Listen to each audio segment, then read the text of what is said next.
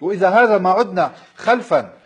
كثير من الناس تعودت على اللحم، إذا ما أكلت لحم تقول لك ما أقدر أنا أحس حالي أكلت أو أعيش.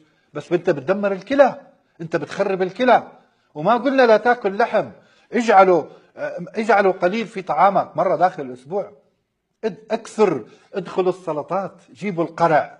هذا القرع اللي بيبني حجيرات الدماغ، هذا القرع اللي بيصنع العباقرة، هذا القرع اللي بيرفع المناعة، هذا القرع اللي بينظف الكلى.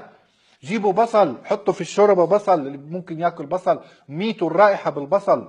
جيبوا فاصوليا خضراء، فاصوليا الخضراء هذه صديقة الكلى، صديقة الكلى. ابعدوا عن الفول والحمص. الأجبان، الأساس الأجبان حليب متجبن بفعل مادة كيميائية. لما نحط المادة الكيميائية الجبن إيش بيعمل كده جنب بعض.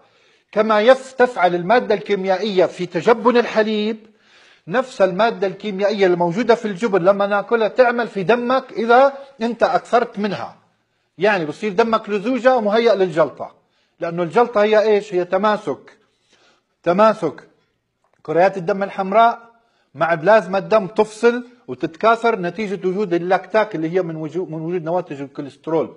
يعني عبارة عن بيلوروبين الكبد ما قدر يحطمه، منتشر بالدم بكثافة. هذا البيلوروبين اللي هو كريات الدم الحمراء الميتة أو الهرمة أو اللي فيها لزوجة من الكوليسترول، طبقات لاكتات تتجمع على بعض البعض. كما الجبنة، كيف الجبنة بتمسك كده، نفس الدم بيمسك وبصير عندك جلطات. والدوالي نفس القصة، تصيبها كده من كثر أكل الجبن. مش الجبن ممنوع، لا، لكن كله قليل، كله مرة مرتين في الأسبوع وكمية قليلة. أما مش كل يوم جبنة، مش كل يوم جبنة.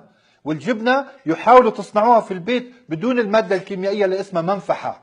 اعملوها في البيت، اصنعوها بدون المادة، بالليمون، بالخل، بمصل الخل، بماء الحمص المنقوع به. في أشياء كثيرة تقدروا تصنعوا منها الجبنة بدون المواد الكيميائية. أنه المادة الكيميائية اللي تسمى المنفحة كما تفعل في التصاق حبيبات الحليب وتخثرها، نفس المادة الموجودة هذه لأنها هي داخل الجبنة موجودة رح تظل في الجبنة.